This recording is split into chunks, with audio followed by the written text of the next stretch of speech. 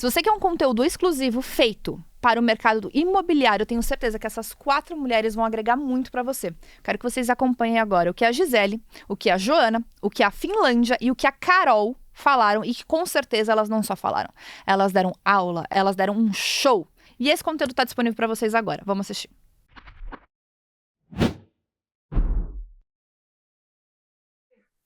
Bem-vindos ao nosso primeiro podcast. Hoje a gente vai falar de um tema muito interessante, mas antes de falar sobre isso, eu vou apresentar essas mulheres incríveis que estão nessa bancada comigo hoje. Primeiro, Joana Umer, consultora financeira, Finlândia Costa, diretora e corretora da 019 Imóveis, uma corretora de Campinas, e Carol Fortes, diretamente de Orlando, corretora também por lá, maravilhosa, que tá tendo um crescimento muito bacana, né, Carol? Isso aí, muito obrigada. Nosso tema de hoje, que Você? a gente... E eu, Gisele Gotardi, empresária aqui em São Paulo, tem um coworking. A gente vai bater um papo bem informal, bem descontraído. A gente vai falar sobre a jornada do cliente no mercado imobiliário. E para começar, eu queria falar com a Jo, que é super especialista em finanças. Jo, a pergunta vai para você. Vamos lá. Qual que é o primeiro passo? A pessoa está pensando em investir num imóvel, quero comprar um apartamento. Qual que é o primeiro passo estratégico para um planejamento para a compra de um apartamento, de um imóvel em si? Tá. Muito boa pergunta. Pensando agora, assim, considerando que essa pessoa vai fazer a compra do seu primeiro imóvel, né? É sempre muito importante a pessoa ter um controle das suas entradas e das suas saídas, né?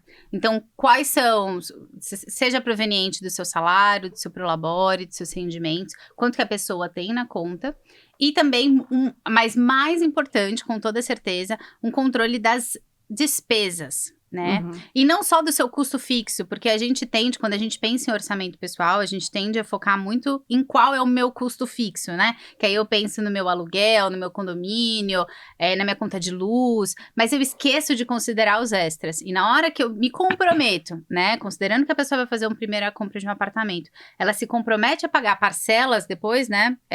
Seja de financiamento ou de imóveis de lançamento, ela precisa garantir que ela vai ter o dinheiro para honrar com esse custo Sim. adicional, né? Então, inicialmente, assim, com toda certeza, organização de suas entradas e de suas saídas. Assim que ela tem isso, é importante ela se planejar com uma entrada. Então, por exemplo, comprando um imóvel na planta, ainda assim você precisa dar uma entrada de pelo menos 20%. Né? Então, 20%, quanto que seria esse 20% desse imóvel que ela deseja comprar? Então, esse valor, com certeza, ela já precisa ter pronto para fazer uma proposta, né? Para então, ir à caça e ir ao encontro das corretoras, né?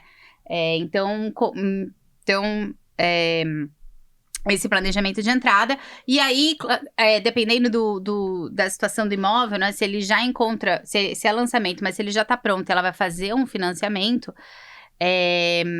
ela precisa já fazer uma previsão de quanto que vai ser esse lançamento, essa parcela de financiamento que ela vai ter, né?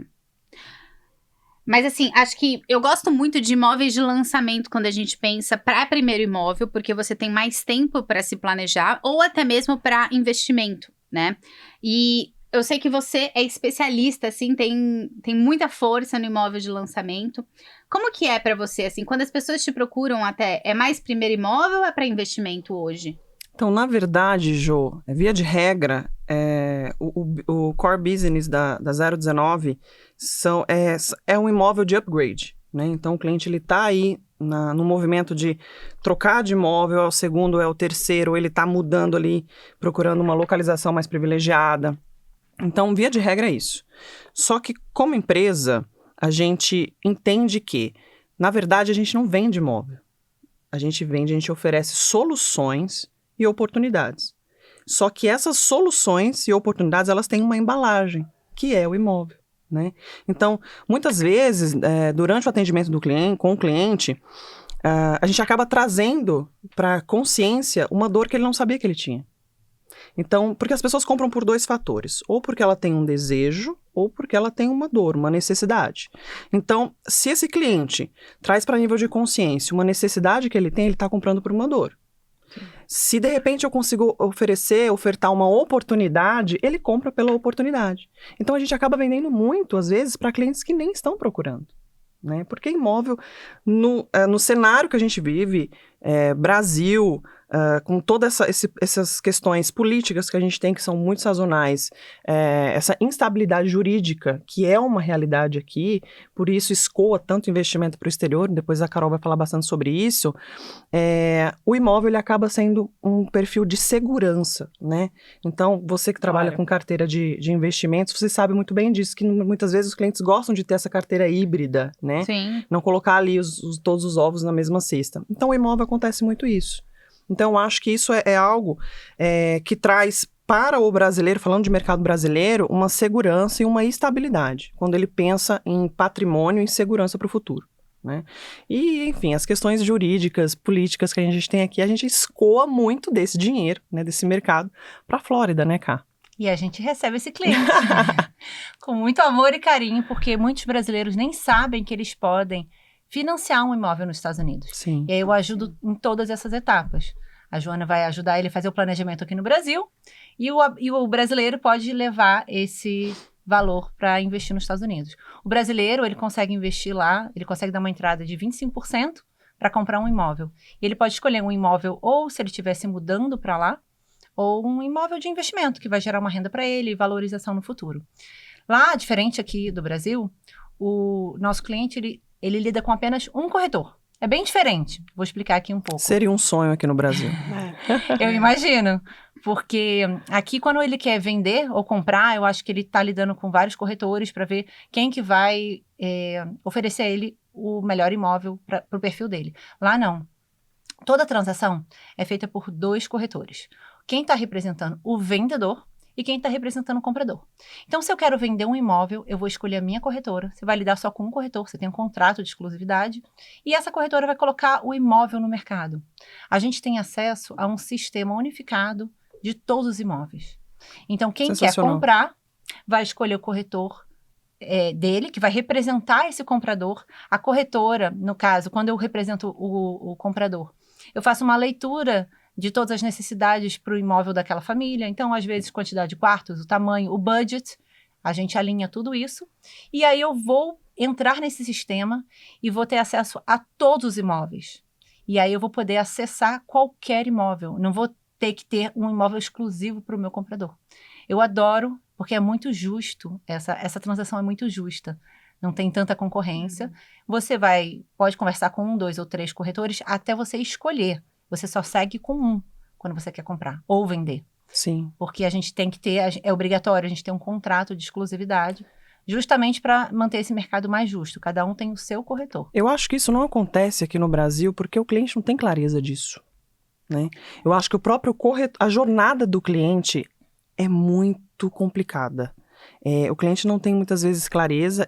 O nosso mercado, infelizmente, ainda tem aquele estereótipo, né, poxa, ninguém nasceu e falou, qual que é o seu sonho? Eu vou estudar e serei corretor de imóveis. Isso não acontece, né? Acredito que há uma mudança no mercado, as pessoas estão mais conscientes, entendem que é uma profissão sensacional, mas como que a gente consegue corrigir isso aqui? Com atendimento ao cliente. Atendimento e educação. E, Ká, como é que você consegue fazer com que essa jornada do seu cliente seja uma jornada, vamos dizer, frutífera, que você consiga fidelizar seu cliente para ele voltar? Você tem muito mais clientes novos ou você consegue manter uma recorrência de clientes pelo seu atendimento que é diferenciado? Então, o imóvel, geralmente quem compra para morar, ele vai morar por bons anos ali. Então, não tem muita recorrência desse estilo de imóvel, né? Mas quem compra, às vezes está morando ali e quer investir. E aí a gente tem vários segmentos de imóveis, vários perfis. A gente tem quem quer morar e quem quer investir. Quando a pessoa vai morar e ela comprou e ela gostou desse atendimento, ele me procura de novo para investir. Ou quem está ali só querendo investir, comprou o primeiro imóvel, depois ele vai gostou do retorno financeiro, vai comprar o segundo. eu valorizo muito o atendimento desse cliente. Eu acho que Muito. é muito interessante isso que você está falando, porque eu consigo fazer muito um paralelo com o meu próprio negócio, que não é a compra de um imóvel, mas no fundo é a compra da pessoa estar investindo num sonho dela, que é ter um escritório próprio também, né? E aí eu fico pensando como é que eu consigo transformar essa jornada do cliente numa jornada com emoção, porque eu acho que a venda de qualquer coisa é emoção. Né? E se a gente não entende a história do cliente, se a gente não se conecta com a necessidade do cliente, a gente não consegue vender. E aí fica uma venda muito superficial, fica uma venda muito rápida, o cliente não perpetua. Então, o meu interesse é que o cliente ele entre e tenha uma trilha lá dentro muito grande para ele conseguir se manter comigo por muito tempo. Então, o que é interessante é a gente conseguir imprimir os valores da marca, né? O seu valor como pessoa, no seu caso, e no meu caso, um valor de marca, imprimir os pilares que a gente realmente tem no negócio para o cliente entender qual que é a história daquilo lá. E a gente conseguir, de fato, se conectar e conseguir trazer um senso de pertencimento mesmo para ele, né? E assim, você conseguir realmente ter uma história ali com o cliente e fazer com que ele se sinta no lugar e fale assim, puxa, que bacana fazer parte disso. Então, ter uma trilha, né? Ter uma jornada ali dentro para o cliente, desde o momento que ele entra em contato, conhece você, até o momento do fechamento, continuar aí o pós-venda, é uma trilha que tem que ter emoção. Sim. É que há uma preocupação, quem trabalha com experiência com o cliente, há uma preocupação genuína com a necessidade do cliente, ou Sim. com o desejo do cliente. Se essa necessidade, se essa preocupação não for genuína, não vai rolar. Vai ser uma relação curta, rasa, superficial. Sim. Então esse cliente, muito você não vai ter um rápida. LTV com você, esse cliente não vai se conectar com você, esse cliente não vai dar indicações para você. E o que eu acho que é interessante é que quando a gente não se preocupa com isso, a gente tem um CAC muito maior. Total. Então, se a gente não se preocupa em manter o nosso cliente com a gente gasta muito mais para ter um custo de aquisição com clientes novos Exatamente. do que manter essa curva do nosso LTV. E, Gi, principalmente porque se as pessoas entendem que aqui no Brasil, por exemplo, existe um pouco essa confusão, não há uma fidelidade, não há um bom atendimento ao cliente quando a gente pensa na parte dos corretores, as pessoas ficam menos propensas a querer comprar, porque é mais difícil eu encontrar uma pessoa de confiança, é mais difícil eu encontrar de fato qual que é o imóvel que eu quero, né? E aí, às vezes, eu vou indo para um outro mercado, às vezes o mercado financeiro, que nem é tão rentável, ou que até às vezes eu gostaria, mas justamente por conta dessa falta de entendimento, até dos próprios corretores, em ter um bom atendimento, eles acabam aumentando o CAC, afastando os próprios clientes. Né? Existe uma má organização disso, diferente do que acontece nos Estados Unidos, né? Então aqui, o cliente, ele é do mercado. Só que o corretor em si, ele tem a mania de achar que o cliente deve alguma coisa para ele. Isso não é verdade. O cliente não deve nada para ninguém. Então, na verdade, o ato de você servir, como a Carol falou muito bem, você é o serviçal daquilo, é você que está servindo o cliente. Então, por que ele vai comprar com você e não vai comprar com o outro? Qual que é o seu diferencial? É a excelência. Exatamente. Eu acho que a gente ter o olhar para a excelência e querer sempre entregar algo a mais, servir algo a mais para o cliente, que é o que eu falei, entender a história do cliente, o porquê que ele está lá. E que no final das contas, para mim, não é simplesmente a pessoa ir lá e querer uma sala ou comprar um apartamento. É a gente envelopar isso e entender exatamente como você falou. Sim. Entender que é o que está por trás disso. E eu acho que o mais interessante, principalmente falando de imóveis com alto valor, né? Apartamento, que é o sonho da casa própria, né? Quando a gente fala, é o sonho da pessoa que está ali. Eu falo que eu vendo sonho.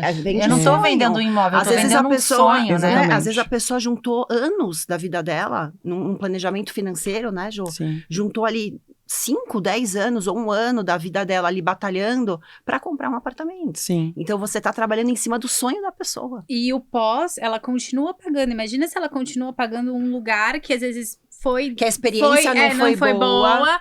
E às vezes nem era de fato o que ela queria. Exatamente. Acho que em resumo, falando aqui da jornada do cliente no mercado imobiliário, o que a gente pode destacar? Eu acho que todas as etapas são bem importantes, desde o planejamento financeiro, o bom atendimento, o corretor ideal para escolher aquela casa que vai atender o cliente, e o pós também, né, que a gente preza tanto por esse relacionamento com o cliente, para ele poder voltar e te procurar novamente quando ele lembrar Quando ele pensar em serviço, o que eu tive com aquele serviço foi bom, e aí ele volta. Você tem que gostar de gente, Uhum. né? Se você gostar de gente, E de se o conectar, vai dar certo. E o cliente, acho que também tentar encontrar o seu corretor que o represente. Sim, Né? sim. E no seu caso, né, Caio, eu acho que muito mais do que isso é indicação. Porque se você não tem recorrência, você tem indicação. Uhum. Então, você trabalhar com um bom atendimento, com certeza vai... Exatamente. Bom, a gente finalizou. Foi muito gostoso o nosso papo. E se vocês gostaram, eu vou passar aqui o @ de cada uma. Joana... Eu sou @JoanaUmer, se alguém quiser conhecer, saber um pouquinho mais do que eu faço. Falo sobre finanças para pessoas, famílias, casais se organizarem, também para empreendedores autônomos. Meu nome é Finlândia, quem quiser me seguir no Instagram é @corretora Finlândia e eu sou sócia fundadora da 019 Imóveis, é uma imobiliária em Campinas e vai ser um prazer receber vocês para bater um papo e de repente despertar uma dor ou um desejo de adquirir imóveis ali no interior de São Paulo. O meu é @CarolFortes. Quem quiser investir ou se mudar para Orlando e as regiões perto, podem me procurar, que eu vou ajudá-los no perfil que você procura. Seja investimento ou a sua residência, a gente pode te ajudar. O meu Instagram é @Gisele Gotardi, eu sou fundadora da The Work. Quem quiser me seguir por lá vai ser muito bem-vindo. Obrigada, Obrigada. meninas. Tchau, tchau. Obrigada.